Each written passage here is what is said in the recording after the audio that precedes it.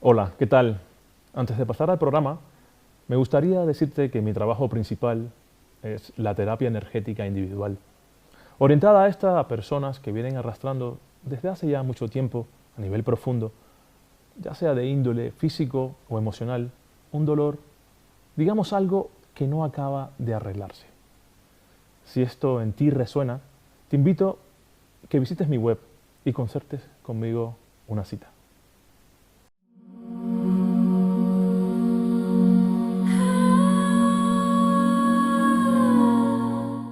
Iris Molina, bienvenida al show.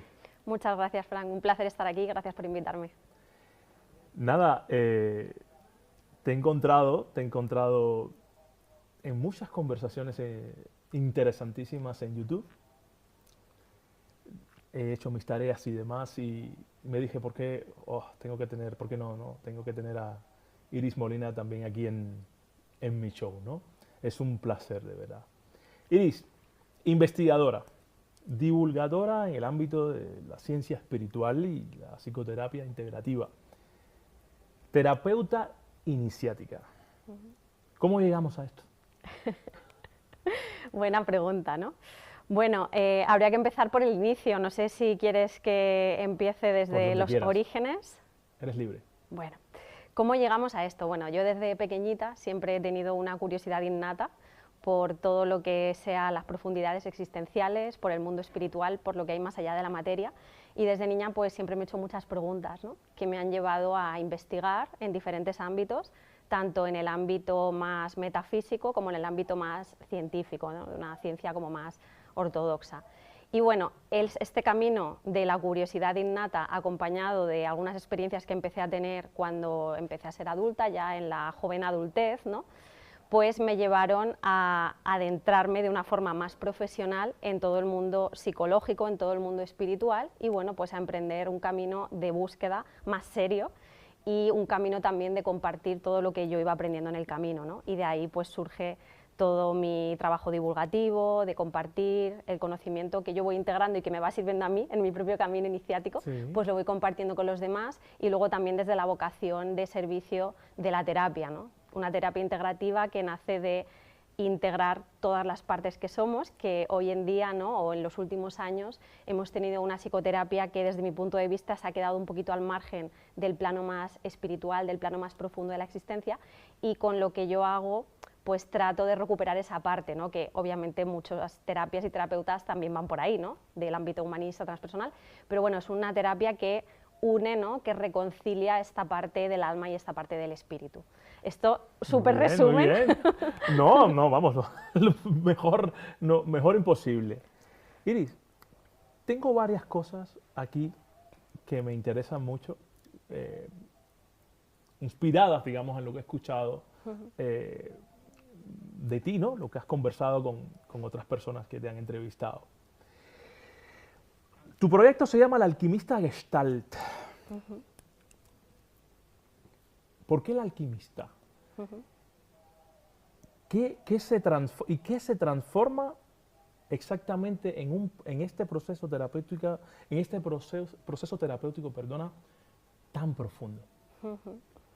Pues es una muy buena pregunta, ¿no?, que también me han planteado a veces. ¿Cómo llegas a unir alquimia y Gestalt, ¿no?, que aparentemente pueden parecer dos mundos diferentes? Sí. Bueno, pues para mí al final hablan de lo mismo, pero por caminos diversos. Igual que ciencia y espiritualidad, para mí están en la búsqueda de lo mismo. Están buscando a Dios, están buscando el origen, están buscando la respuesta, solo que cada uno va por un camino, ¿no? Sí. Pues en este sentido pasa exactamente lo mismo, ¿no?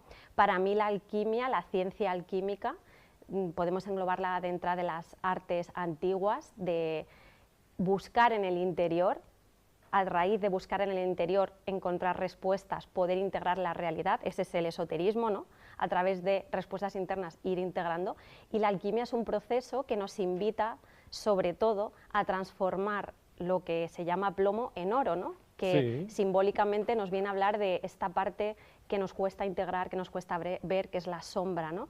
Integrar la sombra para transformarla en luz, que es todo un proceso de consciencia que no nace de la lucha, sino precisamente de la observación y la integración, ¿no? En todo proceso interno llega un momento en el que llegamos a esa parte, ¿no?, ¿Y qué hacemos, ¿no?, con esa parte que nos cuesta ver, que nos cuesta integrar? La alquimia tiene esta tradición, ¿no?, especialmente, y mucho más, ¿no?, pero bueno, me remito a lo más simbólico. Y luego la Gestalt, por otro lado, es un tipo de psicoterapia humanista que lleva por bandera el aquí y el ahora. La Gestalt es un tipo de psicoterapia que a mí me encanta, que de hecho estoy estudiando, y es un tipo de psicoterapia que recupera esa, vamos a decir, esa esencia de la psicoterapia inicial, porque psicoterapia viene de psique, que etimológicamente es alma, acompañamiento del alma, que como decía antes, se ha perdido un poco, ¿no?, en nuestra psicoterapia occidental, se ha vuelto pues un poco diagnóstica y se ha alejado pues de realmente acompañar a la persona. Entonces la Gestalt lo que hace, por lo que se caracteriza sobre todo, es por traer a la persona al aquí y a la ahora, y en vez de emitir un diagnóstico o ir a, vamos a decir, a curar una anomalía, podemos decir, lleva a la persona a un proceso de conciencia, a un proceso de responsabilidad en el que se va dando cuenta de qué le pasa, de para qué le sucede lo que le sucede. Es decir, los síntomas, ¿qué me vienen a decir? ¿Me vienen a decir algo que quizá no veo, que no está integrado, que no quiero ver? Entonces, en vez de intentar empujar el síntoma para abajo, lo que hace la Gestalt es que el síntoma salga y vamos a transitarlo con consciencia y a ver qué nos ha venido a decir, ¿no? La Gestalt también es un proceso que guía, ¿no?, que no tiene una directriz. No te va a decir el terapeuta Gestalt, haz esto y haz lo otro para que te sanes. No, no, no. El terapeuta Gestalt te va a dar un espacio seguro, te va a sostener para que tú mismo seas el héroe de tu propio camino y tú mismo vayas dándote cuenta de lo que necesitas. Es decir, que no dirige, sino que acompaña. Y para mí tiene mucho sentido, ¿no?, con el camino que nos propone una espiritualidad real. La espiritualidad real para mí es la que te propone este camino iniciático en la que tú vas adentrándote en tu camino interno, buscando tu propia verdad, ¿no?, y no siguiendo una doctrina o un dogma sin preguntarte realmente si esto va contigo. Entonces, la unión de la Gestalt y la alquimia para mí es ese acompañamiento terapéutico que integra un poquito el todo, ¿no?, que tiene otros matices también, si quieres hablamos de ello. Pero bueno, perdóname, resumen. ¿de dónde nace tu forma de acompañar a las personas? Nace precisamente de mi camino, de mi camino, de mis propias experiencias, de lo que a mí me va sirviendo en mi camino, ¿no? Cuando yo empiezo a adentrarme en mi mundo interno, cuando soy un poquito más adulta, ¿no?, y empiezo a tratar de entenderme a mí misma, empiezo a beber de diferentes sabidurías ancestrales, de diferentes filosofías. Se han de señalar especialmente la teosofía y la antroposofía, y el hermetismo, por supuesto, también.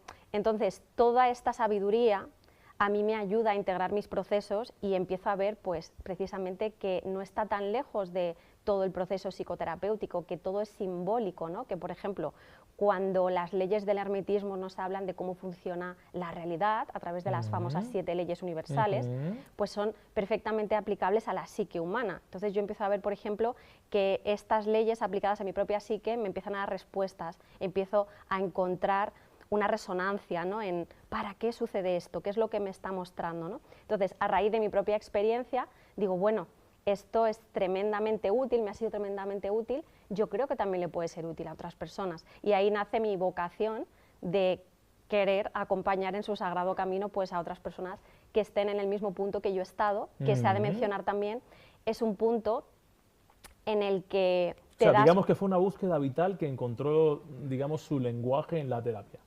Sí, exacto. Y en una vital interna. Exacto, y una terapia, como te digo, integrativa, que tiene en cuenta este aspecto transpersonal de la existencia que yo he echado de menos cuando empecé mi búsqueda, ¿no? Porque hay muchos tipos de terapias y no todas tienen en cuenta este aspecto transpersonal. No con todo el mundo del ámbito terapéutico te puedes sentar y a lo mejor hablar de tu alma, de, no sé, de tu vida pasada o llámalo como quieras. Al final, el lenguaje es muy simbólico, ¿no? Entonces, esa parte que yo también he echado de menos es la que yo integro, ¿no?, en el acompañamiento. Muy bien, muy bien. Yo, a ver, para alguien que escucha terapia Gestalt, ¿no?, o Gestalt, yo lo llevo al alemán porque es Gestalt, ¿no? Por primera vez, en este caso, cuando lo escucho por primera vez, ¿cómo explicarías ¿qué es y qué diferencia? Más bien, ya has explicado muy bien qué es, pero ¿qué diferencia tiene esto de otras corrientes psicológicas, por ejemplo? Otras terapias, por ejemplo, que existen en el mercado. Una de las diferencias fundamentales, como te decía, es que la Gestalt acompaña, no da directrices, no da un diagnóstico, no te dice, tienes esto, para sanarte de esto vamos a hacer paso 1, paso 2, paso 3. No, no, no. La Gestalt deja que la persona sea la que va abriendo camino. No sé si se entiende. O sea, la Gestalt da ese espacio para que la persona se vaya dando cuenta de sus propias necesidades y no hay una pauta, o sea, no hay una etiqueta, no hay tú perteneces a este grupo de personas, tú perteneces a este otro, sino que cada persona es única. Sí, no encasilla. No encasilla, efectivamente. La Gestalt, de hecho, el significado es la totalidad, la forma, y la forma se integra con todas las partes de la persona. Y las partes de la persona son únicas. La Gestalt, otra particularidad que tiene, es que te lleva mucho al aquí, a la hora y al cuerpo. Cuerpo, emoción, son lo mismo manifestado de formas diferentes. Entonces la Gestalt te invita mucho a ver qué estás sintiendo, qué estás experimentando en el cuerpo, ¿no? Te lleva mucho al sentir. Sí. En vez de a decir, vale, tienes esto, te receto esto para casa, pues te dice, vale, estás sintiendo esto, ¿qué significa esto para ti, ¿no? O sea, que eres un peligro para las farmacéuticas. Sí, efectivamente, sí. Sí, sí. Se puede decir. Se puede decir. Se puede decir. Sí. Casi siempre, casi todas las personas, sin importar perfil que traigo, sí, son porque un peligro para la farmacéutica. Al final, o sea, y el cientificismo. Hay que tener en cuenta que, claro, todas las psicoterapias son útiles. La Sí. psicoterapia, vamos a decir, más tradicional en nuestro sistema, ¿no? Más clínica, podemos decir, tiene su utilidad para ciertas patologías, obviamente, pero Sí. no sirve a todo el mundo. Cada psicoterapia sirve a un tipo de persona o a lo mejor una etapa vital, pero desde luego la Gestalt no está a favor, la Gestalt o la terapia que provienen de este aspecto más humano, podemos decir, más transpersonal, no va a paliar lo que te sucede con una pastilla, que al final la pastilla lo que hace es esconder más el problema, pero sucede con todas las enfermedades. Al final, las enfermedades que son, al final es una somatización de algo más, el cuerpo es un mensajero, ¿no? Sí. Entonces cuando hay una enfermedad nos están enviando un mensaje de que hay algo que está en desequilibrio, ¿no? Y normalmente tiene que ver con el cuerpo emocional y energético. Entonces, entender para qué me sucede lo que me sucede, por qué se está haciendo figura algo en mí, pues es fundamental, o sea, darle conciencia, que es lo que hace la Gestalt, poner conciencia a lo que me sucede para desde ahí poder sanarlo, ¿no? No, me tomo una pastilla y me olvido, ¿no? O me olvido y luego vuelve a salir por otro lado, ¿no?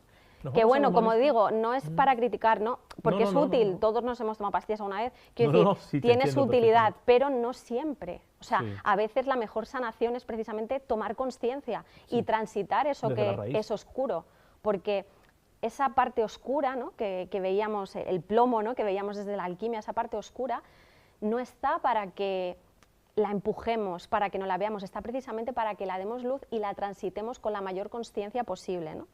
Eso me lleva, vamos un poquito a meternos en el humanismo y lo transpersonal, ¿no? Cuando incorporas la mirada humanista y transpersonal, ¿qué dimensión del ser humano empieza a aparecer que antes quedaba fuera? Empieza a aparecer esta dimensión que tiene que ver con aquello que somos más allá del cuerpo y de la mente. Empieza a aparecer el alma, empieza a aparecer este aspecto causal, si quieres, que nos acompaña en las diferentes experiencias, tanto de esta vida como de otras, para todos aquellos que crean en otras vidas. Entonces se integra esta parte que... ¿Cree Iris en otras vidas? Sí, sí, sí que creo en otras vidas. Se integra esta parte que vamos a decir, de otra manera se puede decir que está muy en el inconsciente, ¿no? Piensa que el 90 y pico % de la psique es inconsciente. El gran Carl Gustav Jung decía, ¿no? que hasta que no hagas consciente lo inconsciente, tú creerás que eres libre, ¿no? Y en realidad tu inconsciente será el que estará guiando tu destino, ¿no? Entonces, para mí, todas estas terapias de corte más transpersonal integran esta parte que está más allá de lo aparente y que tiene mucho que ver con nuestra historia de vida. Formamos parte... ¿Por qué cree Iris en otras vidas? ¿Por qué creo en otras vidas? Más que una creencia, es una certeza para mí. Muy bien. Sí, una certeza, pues... ¿Qué te llevó a ella? ¿Qué me llevó ahí? Pues es difícil de explicar cuando uno tiene la certeza de algo a través de la propia experiencia. Es difícil ponerlo en palabras, ¿no? Pero igual que tengo la certeza de que existe algo, llámalo Dios, llámalo el alma superior, el yo superior, pues tengo la certeza de que el tránsito de esta consciencia, no local, perdón, es local en este caso, forma parte de una consciencia local, no local, o lo podemos decir de otra forma, que este alma o el alma que tengo enfrente forma parte de un alma universal y que es el vehículo que da forma a la experiencia del espíritu aquí en la materia. Entonces, más que por qué creo, es una certeza que se ha ido anclando en mí desde que soy niña, ¿no? Como decía Platón, aprender es recordar, realmente no aprendemos, estamos recordando. Entonces, para mí todo este conocimiento es algo así. Yo cuando empiezo a leer a los sabios y sabias de cualquier filosofía, de cualquier corriente espiritual, para mí es como un recordar, como si mi alma ya lo supiera y estuviera como simplemente recordando, recordando. Entonces, para mí es una certeza, o sea, para mí el mundo espiritual es una realidad porque yo vivo mi realidad desde ahí también, vivo obviamente desde el mundo terrenal, pero también lo vivo desde la parte espiritual, ¿no? Entonces, no, me cuesta diferenciar, ¿no? Me cuesta diferenciar por qué ves esto y por qué ves aquello. No, es que yo veo la realidad de esta manera, ¿no? Para mí no están separadas. Entonces, como yo veo esa parte transpersonal de la existencia, creo en ella porque la vivo. No ha venido de la mano, no ha venido, porque generalmente viene de la mano de experiencias, digamos, disruptivas, traumáticas, sí. que muchas veces acaban en, bueno, en enseñanzas muy positivas. Otras son lecciones. ¿Viene ello de la mano? ¿Iris ha vivido alguna experiencia de esta índole? Sí, he tenido algunas experiencias disruptivas en este sentido, y una en particular, allá cuando tenía 20, 21 años, que fue, vamos a decir, la experiencia clave que me hizo que empezara a adentrarme en todo esto de forma más seria, que fue la primera vez que efectivamente pude disociarme accidentalmente, porque yo no lo buscaba, no sabía que era todo esto de lo que estoy hablando ahora, me disocié accidentalmente del cuerpo, ¿no? A través de un baño de sonido muy bonito, muy hermoso, que me invitaron, los típicos baños de sonido que a través de la vibración te llevan a un estado pues, de relajación, cuencos, gongs, tambores, y yo iba invitada la primera vez, yo no sabía nada de esto, no sabía nada de la consciencia, no sabía nada de la vibración, de cómo te cambia, ¿no?, los estados cerebrales y los estados de consciencia, y bueno, pues me dejé llevar, fui a esta actividad, y en esa actividad, pues ahora que entiendo cómo funciona todo, claro, entré en un estado de consciencia ampliado, podemos decir, y me disocié. Fue la primera vez que me di cuenta, que recordé, podemos decir, que yo no era el cuerpo ni la mente, y me pude ver y me pude sentir como o sea, alcanzaste un estado alterado de conciencia. Sí, un estado ampliado, alterado de conciencia, en el que efectivamente, bueno, pues me vi como aquello que soy verdaderamente, que es una esencia inmanente, una esencia intangible que está aquí en un vehículo, ¿no?, que se llama Iris y que lo maneja, pero no era consciente realmente de ello en esta realidad hasta que tuve esa experiencia. Esa experiencia para mí fue muy disruptiva y a partir de ahí... ¿No fue tan traumática entonces? Fue realmente algo hermoso. Fue muy hermoso, pero también fue un poco difícil para mí, porque... Claro, una cosa es la teoría y otra cosa es la práctica. O sea, claro, yo ya creía que esto era posible.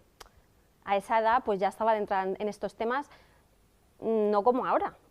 Pero claro, una cosa es la teoría y otra es la práctica. Para mí fue difícil el integrar el cómo es posible que yo me haya olvidado de esto.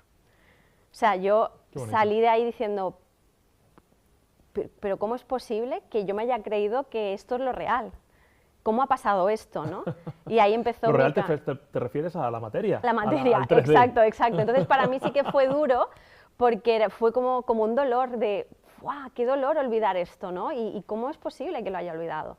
Y ahí empezó como todo el proceso, ¿no?, de de integración que al principio no hubo fue nadie fácil. que te dijera bienvenida, Iris, al mundo real.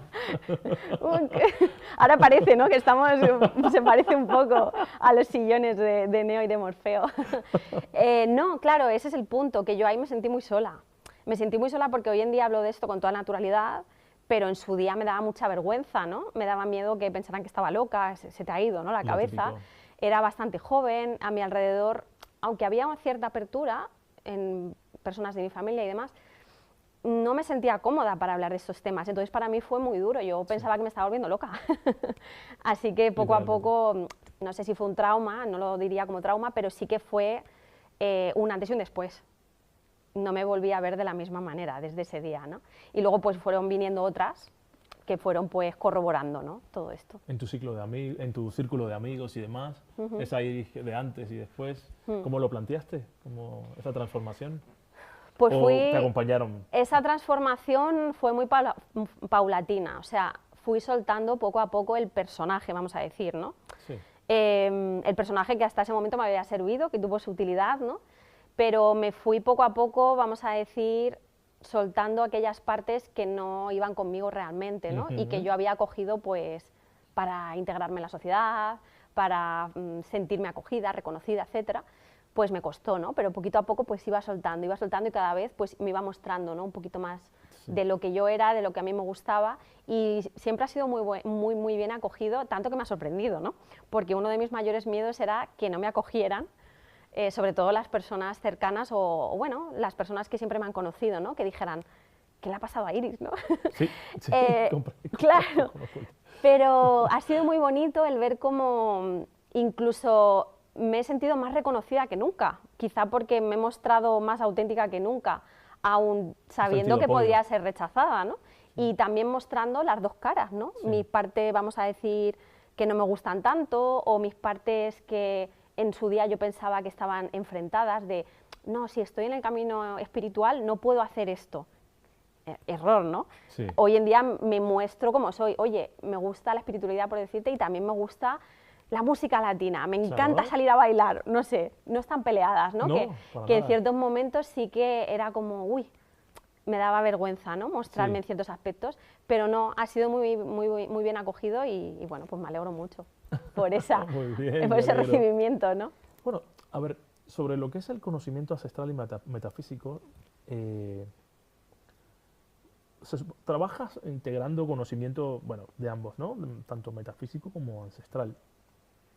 ¿Qué verdades profundas trae ese saber antiguo, digamos, que incorporas, digamos, ¿no?, de ese saber antiguo que la psicoterapia moderna quizás lo olvida o lo descarta, por ejemplo? Pues de nuevo yo diría que va por toda la parte transpersonal de la existencia, ¿no? Sí. La psicoterapia más tradicional que te enseñan en las universidades no tiene en cuenta este aspecto profundo. Entonces, para mí, de nuevo, toda la corriente humanista transpersonal vienen a recuperar el origen verdadero de la psicoterapia, que, no olvidemos, es acompañamiento del alma y de sus procesos. Entonces, este tipo de psicoterapias, o el tipo de psicoterapia que yo planteo, que también incluye temas que tienen que ver con el hermetismo, con la alquimia y con la antroposofía, que es otra corriente que me gusta mucho, pues vienen a recuperar eso, ¿no?, el acompañamiento del alma. ¿Y qué es el alma, no? El alma al final es aquello que somos realmente, que pertenece a la fuente, que pertenece al espíritu. El alma, para que se entienda, vendría a ser una vibración intermedia entre el espíritu y la materia. Si nos vamos a la ley de vibración del hermetismo famosa, nos dice que todo es vibración. El gran Nikola Tesla nos decía que para entender el universo piensa en términos de energía, frecuencia y vibración, para entender los secretos del universo. Esto ya nos dice algo muy profundo, ¿no? Entonces, todo es energía, vibración. El espíritu vibra en su máximo apogeo, es una vibración muy elevada. La materia es el espíritu en una vibración mucho más densa. Y el espíritu y la materia interactúan, es lo mismo, ¿no?, la materia espiritualizada. Pero para que interactúen, que es el impulso natural de la creación, el espíritu experimentándose en diferentes formas, necesita una vibración intermedia. y esa vibración intermedia es lo que nosotros llamamos alma. Es una vibración que oscila entre uno y otro y que permite el anclaje del espíritu en la materia. Y ese alma va evolucionando a lo largo de la historia cósmica. Va evolucionando desde almas, vamos a decir, grupales, colectivas, que es ese reino mineral, ese reino vegetal, ese reino animal, hasta individualizarse en lo que es el ser humano. El alma individual trae consigo el desarrollo de la mente abstracta, el desarrollo de la razón y también el desarrollo de la mente causal, que es una mente más elevada, ¿no? Iris, te voy a cortar porque tenemos que ir a publicidad. Vale, córtame. Volvemos en un minuto, no os mováis.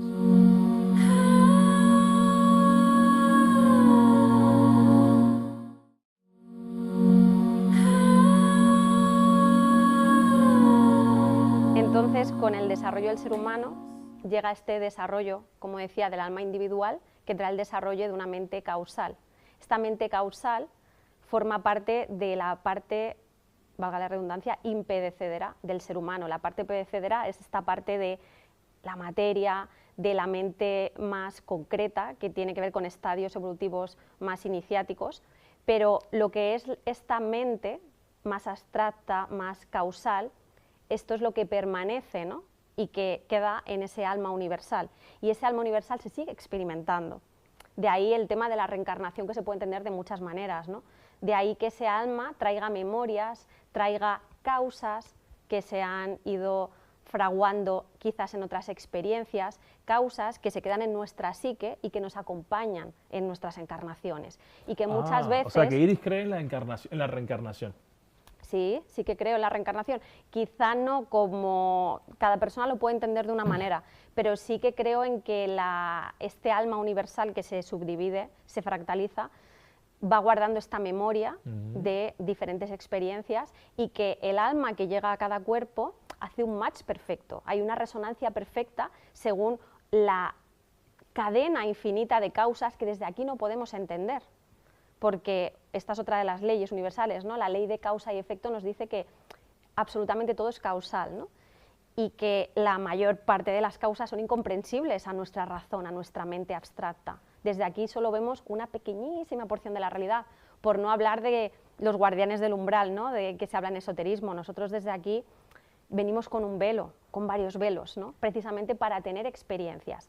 Y esas son las experiencias que ha venido a tener el alma. Y ese es el proceso evolutivo que sigue cada una de nuestras almas. Entonces, volviendo, ¿no?, al inicio, si nosotros nos olvidamos de que somos esa parte y de que nuestra alma tiene su propio proceso evolutivo y ha venido a aprender ciertas cosas, para mí, por lo menos, como que se queda coja la psicoterapia, ¿no?, si no atiendo a esa parte realmente que ha venido a evolucionar. Iris, perdóname. ¿Es esta realidad un juego para el alma? Podríamos decir que es un juego, yo cada vez lo veo más como una sala psicoterapéutica, literalmente. Una gran consulta para todas las almas. Exactamente, exactamente. Está muy bien. Es como un proceso iniciático, como el mismo proceso iniciático que hacemos desde el ser humano, ¿no?, con la integración de todo el ser, pero a nivel, vamos a decir, intangible. Yo lo veo como una enorme sala de psicoterapia en la que también podemos decir que venimos a jugar un papel para tener diferentes experiencias y aprender, ¿no? Cuando uno empieza a observar su vida desde una conciencia profunda, desde el para qué, que esto es una propuesta también muy de la Gestalt, no desde el por qué, sino desde el para qué, empieza a ver que todo tiene un sentido realmente, ¿no? Cuando mira con retrospectiva de... Claro, depende de cada experiencia, puede sonar muy duro, ¿no?, porque hay experiencias muy duras en la Tierra, pero lo que vivimos al final nos enseña algo. Siempre todo es trampa o trampolín, en el sentido de que todo te puede dejar anclado, atorado, o todo te puede servir de trampolín para transformarte, para evolucionar. Sí, todo tiene su razón de ser. Todo tiene su razón de ser. Entonces, desde ese punto también podemos ver, como tú me planteabas, que esto podría ser un juego, ¿no?, un teatro divino, ¿no?, que se dice mucho, ¿no?, desde la esotérica. Pero sí, lo veo más bien como una sala de... de recreación. Sí, yo algo así. Una vez recuerdo que dije, estábamos en una meditación muy profunda en los registros akáshicos, Y le dije a mi maestra de registros akáshicos, le dije, oye, pero si al final después de todo esto no deja de ser un parque de diversiones para el alma, un viaje turístico, quizás un pack turístico para el alma, ¿no? ¿Quién sabe? ¿Quién sabe? ¿Quién sabe? Es que lo podemos llamar de muchas maneras, ¿no? Sí. Pero al final lo que parece o lo que podemos poner en palabras comprensibles para la mente es algo así como un juego, sí, una experiencia, ¿no?, de evolución constante. Iris, despertar espiritual. Hoy se habla mucho de despertar espiritual y a veces como si fuera un flash, flash de iluminación, ¿no? Desde tu experiencia, ¿qué es realmente el despertar espiritual y por qué es un camino de vida y no un momento puntual? Muy buena pregunta también, porque creo que es algo que se habla mucho a veces sin tener realmente presente lo que esto significa.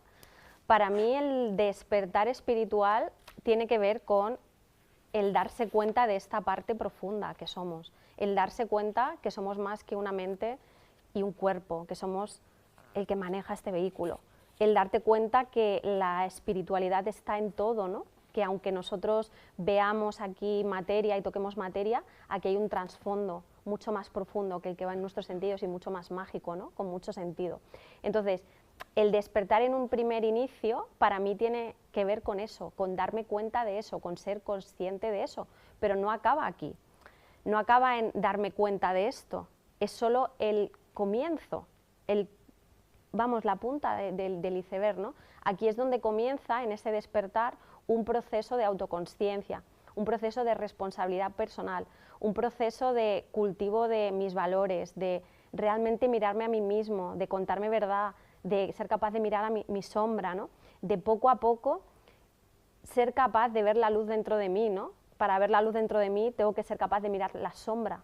La transmutación de la sombra es la luz. No puedo ver la luz fuera si todavía no la veo dentro de mí, ¿no? Entonces, para mí el despertar tiene que ver con una elección, un camino de vida que se cultiva día a día y que tiene que ver con este camino de conciencia o con este camino de autocuidado que tiene que ver con ir poniendo en coherencia realmente lo que soy, ¿no?, los 4 elementos, ir poniendo en coherencia lo que siento, lo que pienso, mi voluntad, mi acción, ¿no?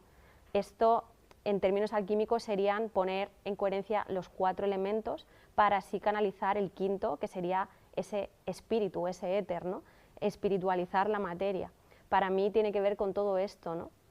Entonces, no sé si respondo a tu pregunta, pero no tiene que ver con un flash. Cuando nosotros, también he pasado por ahí, tenemos experiencias que de repente nos abren la mirada, no los ojos físicos, sino una mirada más profunda al mundo espiritual, puede ser, por ejemplo, con algo que está muy de moda, como son los psicodélicos, pues nos podemos quedar flasheados, nos podemos quedar fascinados, pero nos podemos ofuscar, la psique se nos puede romper, porque no estamos preparados para esa luz, porque no nos hemos trabajado nosotros mismos. Sí, de hecho, perdóname que te interrumpa, están de moda los viajes astrales con la ayahuasca, bueno, ya sabes, todo el comercio que hay alrededor de la espiritualidad en la isla esta de, perdón, de Indonesia, Tahití. Yo no he ido, pero sí conozco gente que ha ido y bueno, es todo una amalgama de un comercio alrededor de lo que se dice espiritualidad, basado en su mayoría, uno, de cosas sin sentido, pero segundo, mucho psicodélico, ¿no? Y es muy importante lo que acabas de decir, porque no es lo mismo quizás si quieres hacer un viaje astral con un nivel, digamos, de trabajo interno elevado, currado, que alguien que no tiene ninguna preparación en sí, que lo que hace es meterse cualquier sustancia y se puede encontrar con oscuridades propias muy enormes, ¿no? Claro, los psicodélicos son una puerta a estos estados de conciencia ampliados, pero también hay que tener en cuenta el contexto donde se usaba, cuando se usaba, en diferentes culturas, con una tradición iniciática sostenida por el grupo, por la tribu, ¿no? tenían su contexto, pero hoy en día yo siento que no es el momento de los psicodélicos, y si es el momento tiene que ser sí o sí acompañado de una terapia o acompañado de personas que te puedan guiar, acompañar, sostener después, porque todo lo que ahí acontece puede ser muy impactante o a lo mejor puede ser muy fascinante de inicio, pero luego ¿cómo integras eso, no? Si realmente no tienes un trabajo interior hecho, incluso para aquellos que tienen un trabajo interior hecho, puede ser complejo, ¿no? Entonces, claro, esta iluminación, vamos a decir, que se vende a veces a través de esto, no, vas a tomar un psicodélico y ya vas a ver la luz, tu vida va a cambiar, ojo, porque sí, ya vas a tener el tercer ojo abierto y ya vamos todo. Esto para mí es muy peligroso, esto es lo que se llama la ofuscación, ¿no? De la luz te puede cegar si no estás preparado para verla, ¿verdad? Totalmente. Y si no estás preparado para integrarla, y esto es lo que pasa desde mi punto de vista, con esta iluminación rápida y fácil. No hay camino fácil para la iluminación. No, ninguno. De hecho, la iluminación es algo sacrificio que no pertenece a nuestro paradigma. ¿Cuántos seres iluminados realmente ha habido, ¿no? Cristo, Buda y pocos más, ¿no? Requieren de un sacrificio enorme.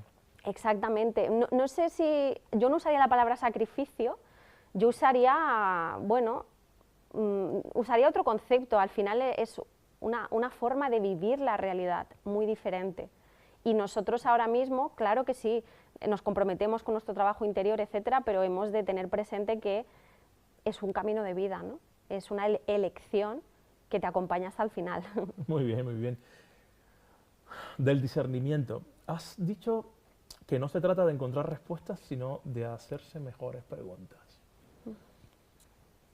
¿Qué tipo de preguntas indican, Iris, que una persona está despertando y cuáles indican que se está perdiendo? Pues algunas preguntas que pueden resonar en las personas que estén escuchando, que indican que quizá no estás despertando esta parte, empezar a sentir que hay una incoherencia en tu vida, por ejemplo, ¿no?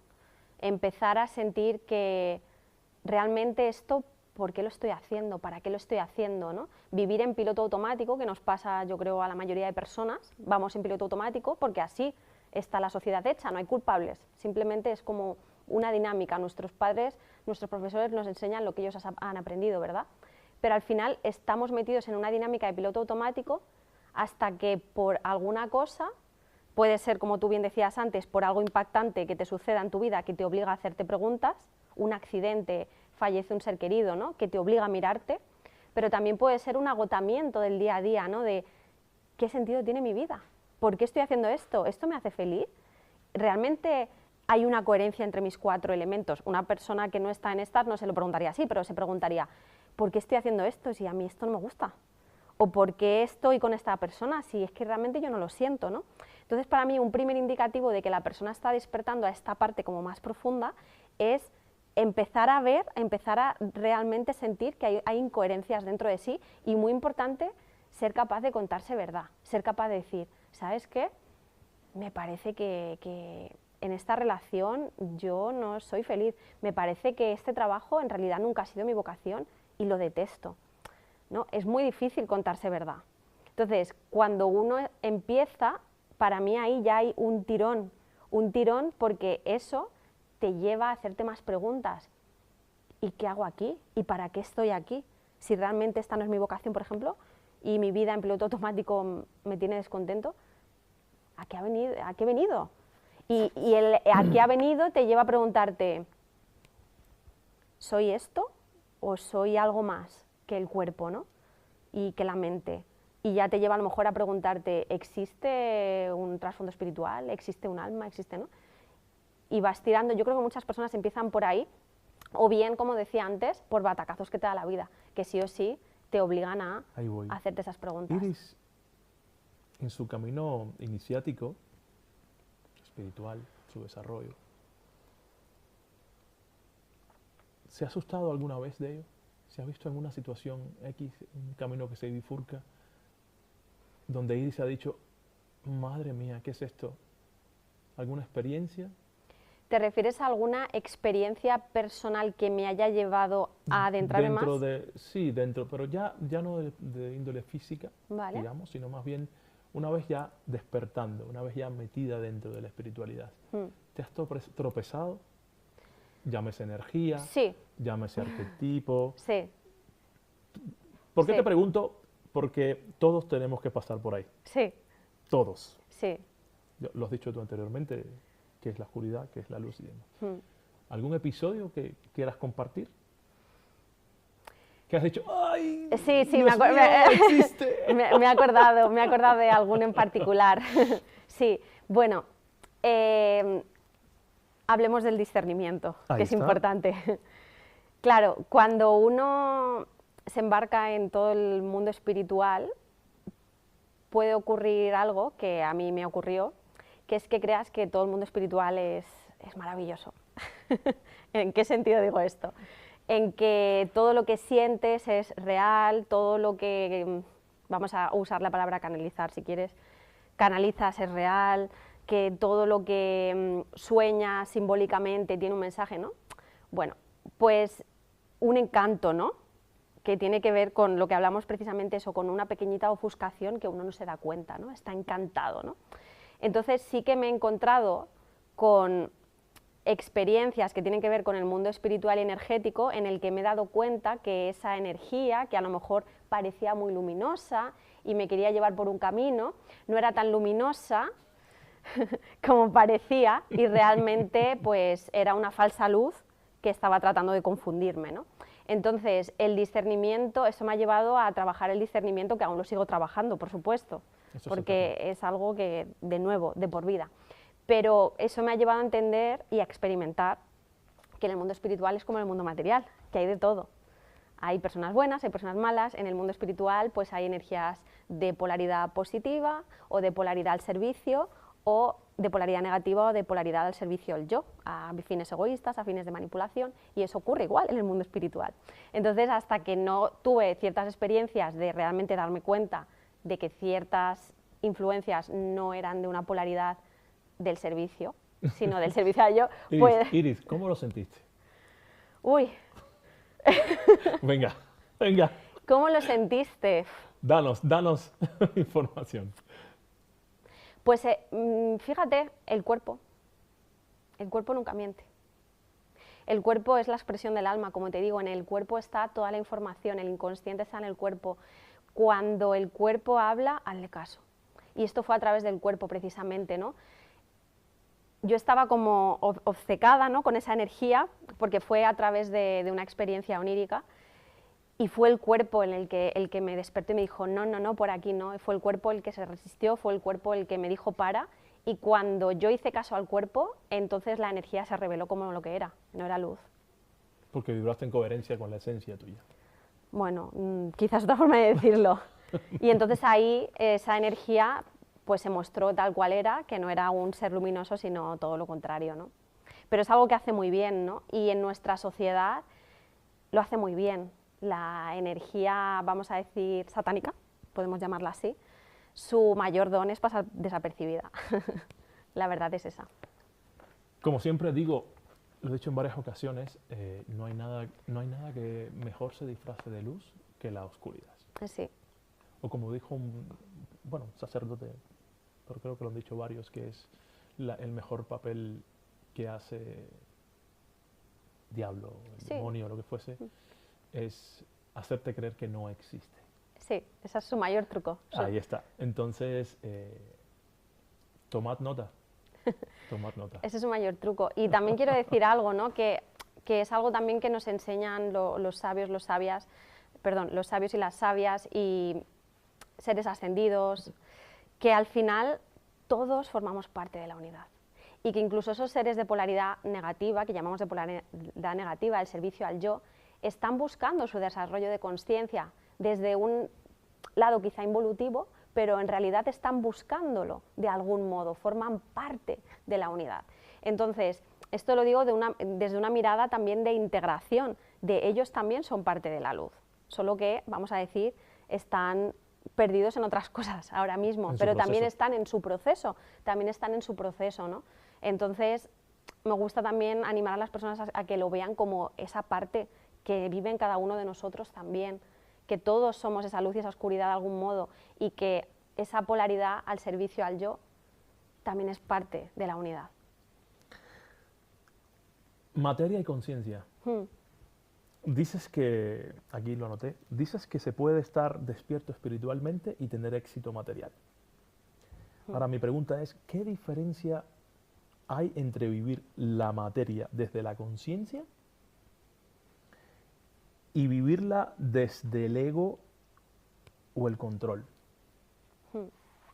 Claro, para mí no están separados, materia y espíritu no están separados, no hay una pelea entre ser exitoso en los negocios o en el dinero y ser exitoso en tu mundo espiritual. Para mí es un sentido de coherencia al final. El punto es, si tú vives el éxito, también aquí habría que entrar en qué es el éxito, porque es algo muy subjetivo, ¿no? ¿Podemos entrar? Podemos entrar. Para mí el éxito es vivir desde la coherencia, serme fiel a mí mismo. Para mí el éxito es avanzar internamente, porque la vida va de eso para mí. El trabajo del alma es ese, evolucionar. ¿Y qué te hace evolucionar? Los vínculos, los conflictos internos, esta parte de mí que necesito sanar, todo eso es lo que te hace evolucionar. Entonces, para mí el éxito es ser más consciente de esto, poder poner en coherencia todo esto y serme fiel a mí mismo. Para mí eso es el éxito. Y de ahí deviene el éxito a nivel material, a nivel de vínculos, etcétera, ¿no? Entonces, para mí, como digo, no están peleados. Y tu pregunta era, perdona Frank, si... ¿Qué diferencia hay entre vivir la materia desde la conciencia, o sea, sabiendo qué es materia, siendo consciente qué es la materia y para qué es, y vivirla desde el ego y el control? Claro. Creo que me has respondido perfectamente. Vale, sí, te he respondido. Creo que te has También quiero añadir algo, que vivir desde la consciencia te hace trabajar también el desapego, ¿no? Y cuando uno vive desde el ego, desde creerse que realmente es el ego, que el ego es muy útil, el ego, como digo, hay que integrarlo, ¿no? Hay que abrazarlo. Pero cuando nos creemos que somos ese ego, que somos esos pensamientos, que somos esa ideología política, que somos esas ideas, nos perdemos de lo que realmente somos, nos apegamos, ¿no? Y vivir desde ahí nos lleva a querer tratar de tener el control sobre nosotros, sobre los demás. Y ahí es cuando nos perdemos, ¿no? Ahí es cuando sufrimos, ¿no? Cuando realmente nos dejamos llevar energéticamente por ideas, por creencias que nos separan. Y vivir desde ahí, para mí, bueno, es mucho más complejo y mucho más doloroso para el alma. O sea, interfiere mucho más, quizás, depende de cada uno, ¿no? En el contacto con esa parte transpersonal. Pero bueno, de nuevo, es el proceso de cada uno. Quizá tu alma ha venido a aprender a estar aferrado al ego para luego darse cuenta, en un batacazo que te da la vida, que eso realmente no casaba en tus valores y no había una coherencia dentro de ti, ¿no? Entonces, todos los caminos, al final, todos los caminos llevan a lo mismo, pero el alma, se supone, pero quiere decir que también tiene su función, ¿no? Aquellas personas que hemos pasado quizá por etapas de nuestra vida que hemos estado más aferrados al ego, pues ha tenido su función, porque si no hubiéramos estado ahí, ahora no estaríamos donde estamos, ¿no? Entonces, bueno. Bueno, tú planteas también que el dolor es inevitable, pero el sufrimiento es opcional. ¿Qué cambia una persona, digamos, qué cambia en una persona cuando deja de resistirse al dolor y, lejos de resistirse, comienza a escucharlo? Esto que has comentado es un proverbio budista que yo llevo por bandera, ¿no? A mí misma, es la primera que me lo digo, porque me parece muy esclarecedor de realmente lo prisioneros que somos a veces de nuestra propia mente, ¿no? El dolor es inevitable, el sufrimiento es una opción, ¿no? ¿Qué quiere decir esto? El dolor forma parte de la experiencia, forma parte de la dualidad aquí en la materia. La ley del ritmo nos lo dice, ¿no? La ley del ritmo del hermetismo, todos son subidas y bajadas, movimientos de ida y de venida. Va a haber momentos de dolor y va a haber momentos de euforia, de felicidad. Ahora, ¿cómo transitamos eso si sabemos que es absolutamente inevitable? Sabemos que es inevitable que algún día no estemos aquí físicamente. Sabemos que es inevitable que haya días que nos sintamos fatal. Entonces, ¿cómo transito esto? yo puedo transitarlo desde el identificarme con lo que me está pasando, identificarme con ese dolor, yo soy ese dolor, y entonces hundirme más, y puedo identificarme desde lo que soy realmente, que soy esa conciencia que observa, ese alma que observa y que está experimentando ese dolor. Desde ahí podemos transmutar, podemos neutralizar ese dolor y vivirlo con conciencia, ya que hay que vivirlo porque es inevitable, como vuelvo a decir, puedo vivirlo con conciencia, aceptándolo y no resistiéndome. Que esto es muy fácil de decir, pero muy difícil, en la teoría no la sabemos todos, luego lo complejo es hacerlo. Lo complejo es llevarlo a la práctica, pero la verdad es que cuando uno deja de luchar, cuando uno se deja de resistir a lo que es, porque al final se trata de esto, dejarme de resistir a lo que es, algo dentro de ti se relaja, ¿no? Es como me rindo a la vida, pero no una rendición de no hago nada, no, me rindo a lo que es, al flujo natural de la existencia. Y entonces cuando uno se rinde a lo que es, ese dolor te atraviesa. Y ese dolor es mucho más dulcificado que un sufrimiento enraizado que tiene que ver con un me niego a vivir esto, ¿no? Un denominador común de todas las personas que entrevisto es ese, el darse cuenta de que para llegar a la luz, para llegar a esa iluminación, a ese placer, a esa paz final, el camino es a través del sufrimiento, de episodios que, sufrimiento entre comillas, no es que condene a nadie al sufrimiento, sino que el propio sufrimiento te hace madurar, ¿no? Y te hace vivir ese proceso para darte cuenta después que es la paz y la luz. Porque el dolor tiene algo muy potente, que es que bueno, como todo, ¿no? Pero es bien implícita el para qué siento este dolor, qué me está enseñando, qué puedo ver, qué oportunidad hay aquí, qué más hay, ¿no? Entonces eso, si lo tomas como un trampolín... Hay que tener también suficiente madurez para tomarlo como un trampolín. Y estar en un momento que puedas, acompañado quizás, porque de nuevo vuelvo a decir, la teoría es muy fácil, pero en el momento es muy difícil, es muy complicado. Tener a las personas cerca, no digo a un terapeuta específicamente, que también, pero digo a lo mejor pues sentirte acompañado, ¿no? Tener un vínculo, sentirte sostenido, ¿no? Es muy importante, hay muchos factores que juegan, ¿no? Luego todo lloras.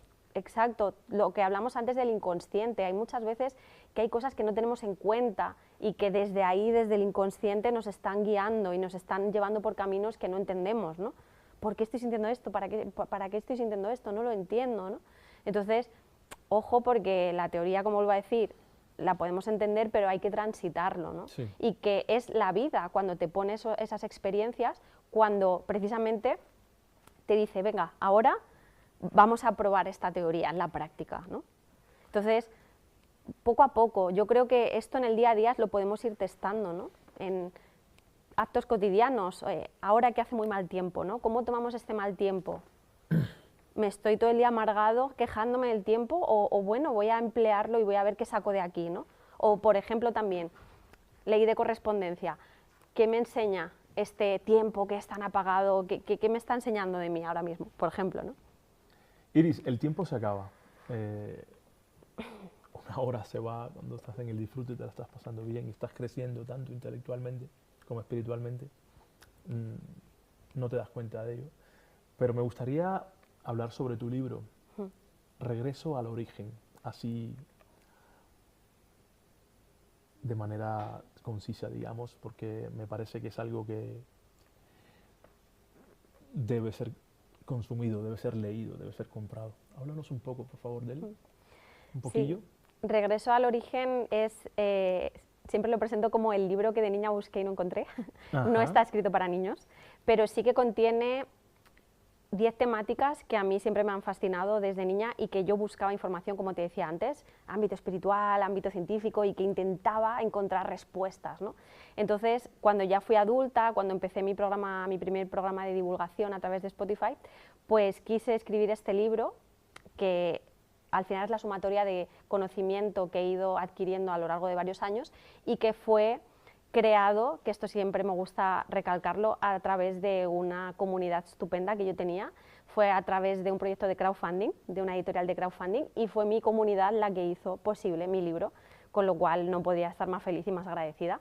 Y este libro pues se divide en 10 verdades de regreso al origen, de regreso a lo que eres, que se dividen en 3 partes, que es el reconocer, que somos mucho más que un cuerpo, ¿no? Esta parte de la energía, esta parte de la causa, ¿no? Que no hay azar, esta parte de la consciencia.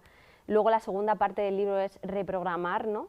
El darse cuenta de que realmente somos parte de programas, que sí, hemos crecido con ellos. Hablo de la libertad, de lo que es la libertad, etc. Y en la última parte del libro es un llamado a recordar, en el que hablo de la muerte física no es el final, y del amor como el poder que mueve, ¿no? Al final la existencia y la creación. Este es el ¿Está libro. en Amazon?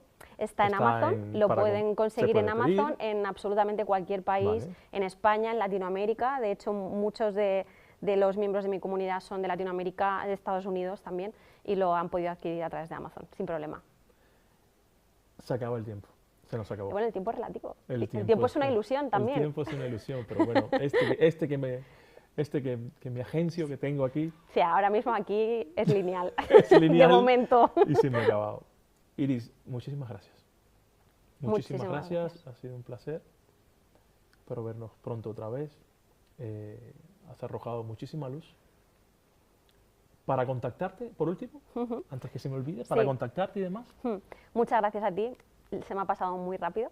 Para contactarme pueden ir a mi canal de YouTube, que es La Alquimista Gestalt, y también a través de mi email, que es laalquimistagestalt@gmail.com, y en Instagram igual, La Alquimista Gestalt. Pues inconfundible. Muchas gracias, Iris. Muchas gracias.